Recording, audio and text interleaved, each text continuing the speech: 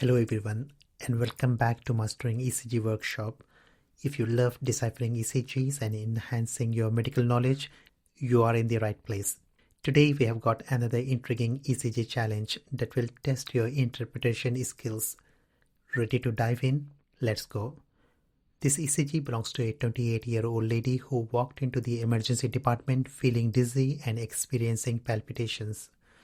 These symptoms have been going on for a few hours. She is normally fit and well without any medical problems. She reports no history of collapse, chest pain, or shortness of breath. Please use the structured 7-step approach to systematically assess this ECG to see if you can uncover any clues to her symptoms.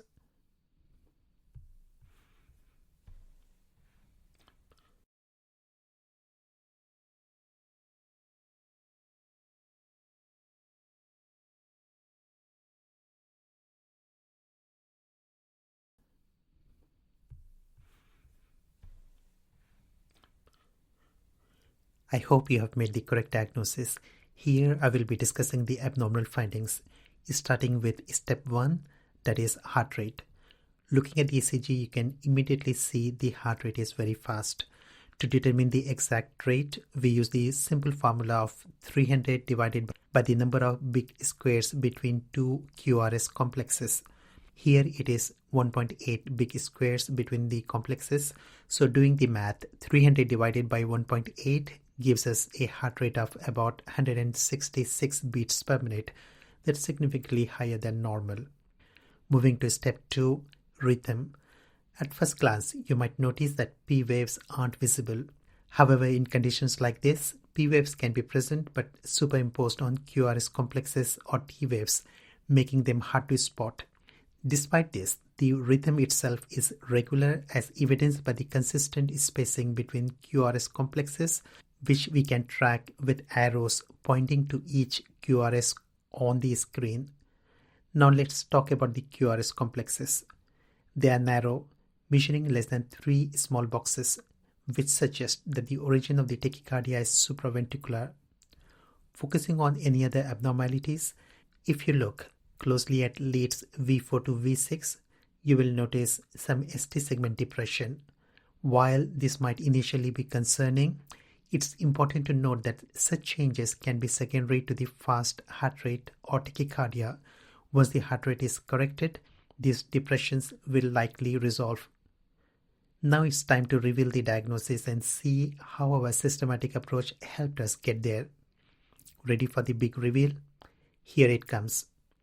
Our patient is experiencing a regular narrow complex tachycardia. After careful evaluation, the final diagnosis is paroxysmal supraventricular tachycardia, or PSVT for short.